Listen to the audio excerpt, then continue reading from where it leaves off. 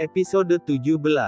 Ji harus menjalani pemotretan di luar kota selama beberapa hari.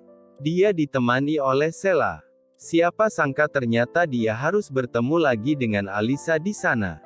Kenapa Alisa di sini? Apa dia juga ada pemotretan di sini?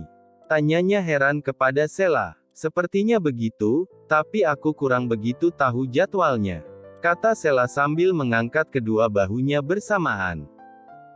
Sepertinya Alisa juga tidak menyukai Ji. Ini kesempatan bagus. Bagaimana kalau aku bekerja sama dengannya saja untuk menjatuhkan Ji?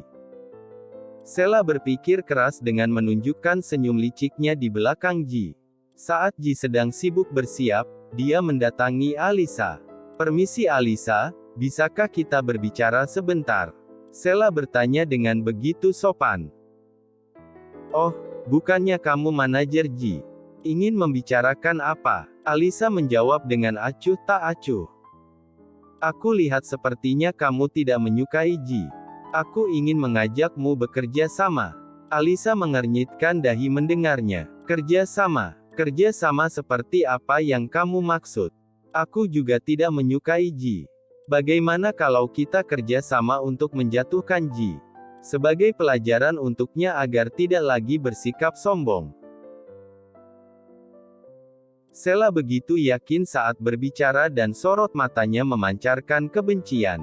Kenapa kamu membencinya? Kamu kan manajernya. Kamu itu bekerja untuknya, bagaimana bisa kamu begitu membenci dia? Wajah Alisa terlihat kebingungan dan tidak percaya bahwa ada manajer yang membenci modelnya sendiri. Aku memiliki alasanku sendiri. Jika kamu mau, kita bisa bekerja sama. Tapi jika tidak, aku pasti bisa membalasnya sendiri. Baiklah, apa yang kamu rencanakan? Sheila tersenyum, kemudian membisikkan rencananya kepada Alisa. Para fotografer sudah mulai menyiapkan set. Dan para model sedang bersiap di ruang ganti. Temanya kali ini adalah kebebasan. Jadi tempat yang dipilih adalah Bukit Indah yang dipenuhi dengan tumbuhan ilalang. Mereka harus berjalan cukup jauh untuk tiba di atas bukit. Ji bukanlah gadis manja jadi dia terus mendaki tanpa mengeluh ataupun banyak bicara. Dan itu menjadi perbincangan di kalangan para model dan fotografer. Lihatlah dia, sok kuat sekali. Aku yakin dia sengaja mau mencari perhatian para pria, supaya dibilang gadis tangguh. Iya, dia model baru tapi lihatlah dia. Gayanya begitu sombong. Rasanya aku ingin membuat wajah sombongnya itu tertunduk. Seperti biasa, gadis cantik banyak dipuji kaum pria, tapi juga banyak dibenci kaum wanita. Mereka tiba di puncak bukit sebelum tengah hari. Jadi setelah istirahat sejenak mereka memulai sesi foto. Para model secara bergantian menjalani sesi foto. Semua berjalan dengan lancar. Mereka selesai pada sore hari.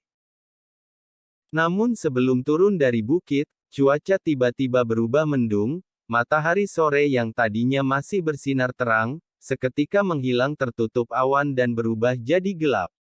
Air hujan mulai turun dan membasahi jalanan bukit hingga menjadi licin. Mereka semua bersiap untuk turun dari bukit. Diinstruksikan untuk tetap bersama dan tidak boleh terpisah. Akan tetapi, karena kondisi ini membuat Sheila dan Alisa memiliki niat jahat untuk mencelakai Ji. Sheila membuat Ji menunggu di atas bukit sementara yang lain hendak turun. Ji, semuanya sedang bersiap. Kamu tunggu dulu di sini. Jangan kemana-mana. Setelah semua siap aku akan memanggilmu. Sheila berkata dengan lembut kepada Ji.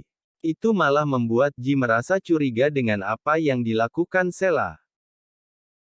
Ji mengernyitkan dahinya. Tidak biasanya orang ini begitu ramah padaku. Biasanya dia bersikap acuh tak acuh.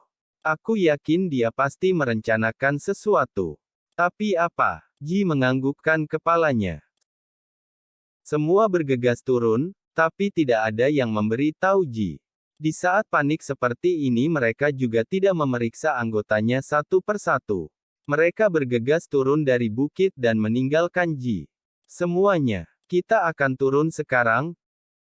Jaga jarak kalian, jangan sampai berjauhan. Karena hujan dan jalan menjadi licin, ini akan beresiko. Jadi semua harus berhati-hati. Salah satu kru memberi instruksi. Sheila dan Alisa saling menatap dan tersenyum mengira Ji dapat dibodohi dan ditinggalkan begitu saja. Dari kejauhan Ji tersenyum melihat mereka. Dia mengikuti dari belakang tanpa mereka ketahui. Namun karena jalannya licin, Ji terpeleset dan jatuh. Aach! Dia berguling-guling jatuh dari bukit hingga akhirnya dia terbentur pohon dan berhenti berguling. Kakinya terkilir, tangannya lecet-lecet. Dan kepalanya terluka karena terbentur. Sebelum Ji kehilangan kesadaran, dia mengambil ponsel dari saku celananya dan mengirim lokasinya pada Bi. Hingga akhirnya pandangannya menjadi buram dan kesadarannya hilang. Ring. Nada pesan masuk diterima Bi. Dia membukanya. Dahinya berkerut, kedua alisnya hampir menyatu melihat pesan dari saudara kembarnya. Kenapa Ji mengirim lokasinya padaku? Apa terjadi sesuatu? Dia langsung mengirim kembali pesan dari Ji kepada Alex kemudian menghubunginya. Lex kirim orang untuk periksa ke lokasi ini secepat mungkin. Suara Bi terdengar panik dan khawatir. Apa yang terjadi Bi? Tidak usah banyak tanya. Kirim orang yang terdekat ke sana. Aku juga akan berangkat sekarang. Bi sedang bersiap pergi saat dia menghubungi Alex. Baiklah. Aku akan mencari orang terdekat untuk segera ke sana. Bi menutup panggilannya dan berjalan keluar ruangannya. Bina, saya akan keluar sekarang. Jika ada yang penting hubungi saya langsung.